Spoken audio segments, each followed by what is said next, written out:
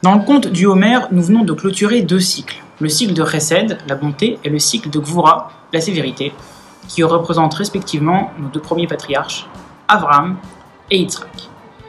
Nous abordons dès ce soir le troisième cycle, celui de Tiferet, traduit communément en français comme l'harmonie, la compassion ou même la vérité. Pourquoi? Parce qu'en fait, cet attribut de Tiferet, c'est celui qui va sublimer l'antagonisme qui transparaît derrière, d'une part, Chesed, la bonté et l'abondance de son flux, et d'autre part, Gvura, la sévérité. Afin de quoi? Afin d'ultimement s'inscrire dans un espace de vérité. Mais c'est quoi la vérité? La vérité vraie. Cette vérité qui n'est ni amour, ni rigueur, mais qui est construite à partir de ces deux éléments. C'est une vérité qui tendrait vers l'absolu, pas une vérité relative en fonction des besoins du moment.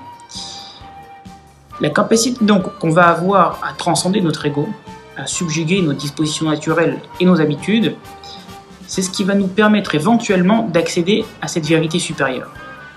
Une vérité qui va nous fournir une image claire de nos propres besoins, mais aussi des besoins de ceux qui nous entourent. Parce qu'en fait quoi?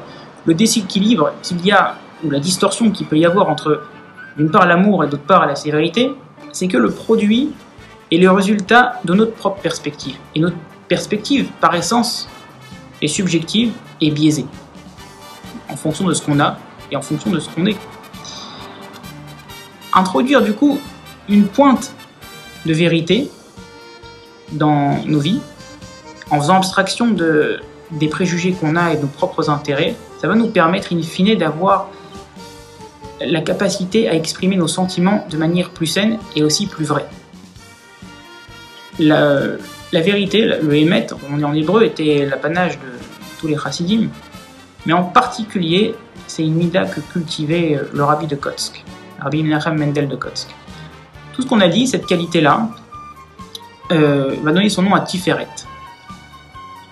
Pourquoi? Parce qu'en fait, Tiferet, comme on a dit, harmonise et subjugue l'antagonisme qu'il y a entre l'amour et la vérité. Et justement, cet équilibre-là, c'est de cet équilibre-là que naît la beauté.